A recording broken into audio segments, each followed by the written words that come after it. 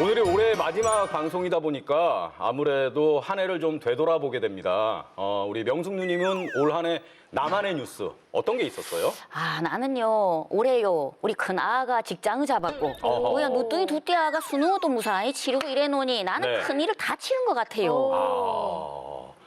자녀의 취업과 대입. 야, 맞아요. 진짜 큰일을 치르셨네요. 네. 우리 상희 씨는요? 저는 아무래도 네. 7번 국도와 함께하게 된 게 가장 큰 뉴스죠. 아하, 그렇겠죠. 네. 7번 국도를 함께하게 됐다는 건 저를 알게 됐다는 거고 저를 만났다는 게 올 한 해 가장 의미 있고 뜻깊은 네? 그런 뉴스다. 이렇게 받아들이겠습니다. 이거는 가짜 뉴스입니다. 진짜 뉴스입니다. 기원 씨 못 믿겠어요. 저는 그렇게 믿겠습니다. 네. 정확한 팩트를 알려주셔야죠. 가짜 뉴스는 나쁩니다. 알겠습니다. 네. 그래서 제가 이분을 모셨습니다. 네. 팩트 전달에 이분만한 분이 없습니다. 저희 MBC 강원영동에서 2020년에 10대 뉴스를 선정했거든요. 그래서 저희가 테마별로 올 한 해를 좀 되돌아보겠습니다. MBC 강원영동 황병춘 보도국장 모셨습니다. 안녕하세요. 네, 안녕하십니까. 네, 반갑습니다.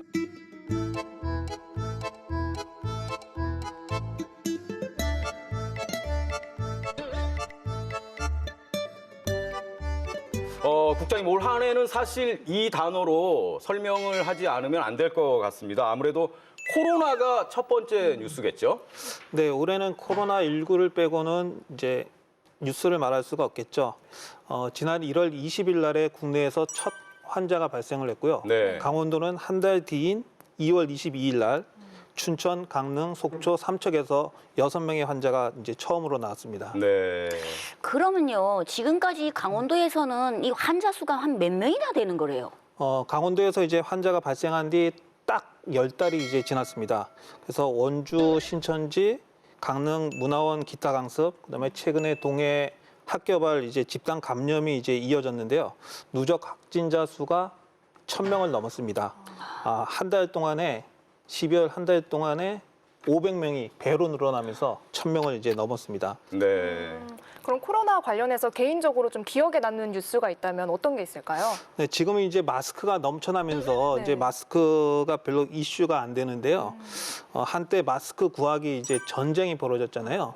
그래서 저희 지역에서도 이제 약국마다 아침에 긴 줄을 서서 이제 그 마스크를 사려고 했는데 못 사고 돌아가시는 분도 많았었고, 또 강릉시 같은 데서는 그 마스크를 또 직접 확보해서 주민센터에서 판매를 했는데 네. 사람들이 너무 많이 몰려서 이제 소동을 빚기도 했고, 또 이제 각 시군마다 면 마스크를 또 자체적으로 만들어서 주민들한테 나눠줬는데 네. 이게 또 뭐 품질 논란도 빚고, 그래서 그 전 국민들이 이제 마스크를 구하느라고 이제 불평과 이제 고통을 겪었던 한 해였던 것 같습니다. 네. 그리고 또 이 얘기를 안 할 수가 없는 게 지역 행사나 취소 같은 게 다 취소가 되지 않았습니까? 그리고 해돋이 행사도 전면 취소가 된 그런 상황이고 모두의 안전을 위해서 불가피하게 내려진 조치이긴 합니다만 그래도 지역 경제라든가 또 그 축제나 행사와 관련된 분들은 아무래도 큰 타격을 입을 수밖에 없었거든요. 네, 이 부분은 어떻습니까? 네, 그 양양 송이축제, 연어축제, 강릉 커피축제 전부 다 아시는 이름난 축제잖아요. 네. 이런 큰 축제들도 모두 취소가 되고 이제 마을 단위의 조그만 축제도 열지 못했습니다. 이 축제라는 것들이 이제 관광객들을 외지 관광객들을 끌어들이고 그럼으로써 지역의 경제에 활력을 불어넣는 그런 계기가 되는 건데요. 그렇죠. 이런 행사들이 없어지면서 이제 지역 상인들이나 자영업자들이 많은 어려움을 겪게 됐죠. 네. 그리고 올해 이제 여름 해수욕장 경기도 이제 사실상 최악이었는데요. 그렇죠. 그 피서객이 362만 명이 네. 왔는데 이게 작년하고 비교하면은 80%가 줄어든 숫자입니다. 그러니까 20%만 오신 거네요. 그렇죠. 네. 네. 그러니까 뭐 아까도 말씀드렸습니다만 진짜 모두의 안전을 위해서 불가피한 선택이긴 합니다만 그걸로 인해서 또 피해를 받는 우리 이웃들이 많다는 거, 우리 지역민들이 많다는 것도 우리가 꼭 늘 좀 기억을 해야 하지 않을까 싶습니다.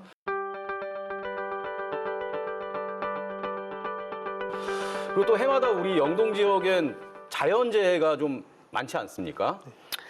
나는요, 요 강릉에서 살면서 참 이 우리 마을에 대해서 이 자부와 긍지가 나 대단한 편인데, 네. 우터 여는 봄이 되면 그래 산불이 나고 여름이 되면 자꾸 수해가 나고 이러니 이것도 참 애가 말러요. 근데 올해도 또 이게 비켜가지 않았네. 네, 그렇습니다. 그 작년에도 이제 산불이 크게 나가지고 많은 이재민들이 발생했는데 올해도 이제 봄에 대형 산불이 비켜가지 않았습니다. 지난 5월 1일 날 고성군 토성면에서 이제 산불이 발생했는데요. 저녁 때. 시뻘겋게 치솟은 불길은 거센 바람에 순식간에 산등성이를 타고 넘나들었습니다. 초속 20m 안팎의 강풍을 받으면서 더욱 세력을 키우고 능선에 따라 번져갔습니다. 화목 보일러가 이제 원인으로 밝혀졌는데 피해 면적이 한 123헥타르 정도가 이제 탔습니다. 네. 또 9월에는 태풍 마이삭과 하이선, 양양에서는 1시간 동안 124.5mm의 기록적인 장대비가 쏟아졌습니다. 속초와 고성에도 시간당 50mm 안팎의 강한 비가 내리면서 그 일주일 간격으로 동해안을 강타했죠. 맞습니다. 그래서 엄청난 피해가 발생했습니다. 네. 2020년이 시작되자마자 1월에 동해에서 또 가슴 아픈 사고가 있었습니다. 그 펜션 가스 폭발 사고가 있어서 7명의 소중한 목숨이 세상을 떠나게 됐는데 그 뒷이야기가 좀 궁금하거든요, 국장님. 요 사고가 이제 그 가스 시설을 그 무자격자가 그 임의로 이제 설치를 하다 보니까 아마 그 안전상의 문제가 발생했던 거거든요. 그래서 이 펜션 운영자하고 종업원, 가스 그 공급자 이렇게 3명이 지금 현재 재판을 받고 있는 상황입니다. 또 이 사건을 계기로서 무허가 농어촌 민박의 안전 문제가 이제 대두가 됐죠. 네. 그래서 그 각 시군에서는 그 전수 조사를 하고 그다음에 그 가스나 보일러 이런 시설에 대한 이제 개선 작업을 했고요. 또 그 영업을 더 할 수 없는 그런 무허가 시설들은 운영을 중단하는 조치를 좀 취한 상태입니다. 그럼 혹시 올해 좋았던 그런 소식들은 있나요? 우리 지역 좀 자랑할 만한 거요. 네, 이제 좀 반가운 소식은 이제 지난 6월에 정선 정암사에 수만호 탑이 있는데요. 네. 이게 지금 보물인데 국보로 승격이 됐습니다. 국보제 332호로 지정이 됐는데 이 수만호 탑은 그 고려 시대 때 조성한 것으로 그 돌들을 벽돌 모양으로 이렇게 다듬어 쌓은 특색이 있습니다. 네. 그 외에도 또 설악산 신흥사에 있던 불화가 한국전쟁 이후에 무단 반출이 됐는데 그게 66년 만에 다시 또 신흥사로 돌아오는 그런 또 경사도 있었습니다. 맞습니다. 문화계 그 밖에 다른 소식들은 없습니까? 네, 지난 그 11월에는 강릉 향교의 건축물 세 동이 이제 보물로 지정 예고됐습니다. 네. 이제 얼마 안 있으면 이제 보물로 되겠죠. 그 이미 대성전은 보물로 돼 있는 상태였는데요. 나머지 그 명륜당, 그다음에 동무, 서무, 전랑까지 모두 보물로 이제 되는 겁니다. 국장님 개인적으로는 올해 특별한 뉴스 뭐 어떤 걸 좀 뽑아보시겠습니까? 연초에 강릉시가 이제 관광 거점 도시로 선정되는 큰 뉴스가 있었거든요. 네. 근데 바로 코로나 사태가 덮치면서 아주 완전히 묻혀버렸죠. 이슈가 못 되고 있는 상태입니다. 네. 그리고 올해는 또 코로나 속에서도 그 국회의원 선거가 있었습니다. 아, 그렇죠. 네, 저희도 이제 그 토론회도 방송을 하고 투개표까지 이제 선거 방송을 했는데요. 큰 탈 없이 무사히 마친 게 참 다행이라고 생각합니다. 그래서 네. 그리고 또 내년에는 이런 코로나가 좀 종식이 되고 좋은 뉴스가 많았으면 하는 그런 바람을 갖고 있습니다. 네, 뭐 모두의 바람이겠죠. 네.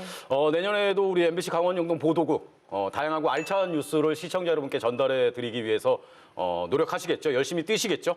네, 그렇습니다. 네, 네. 지켜봐 주십시오. 알겠습니다. 뉴스 꼭 챙겨서 보겠습니다. 자, 지금까지 MBC 강원 영동 황병춘 보도국장이었습니다. 오늘 말씀 고맙습니다. 네, 고맙습니다. 감사합니다.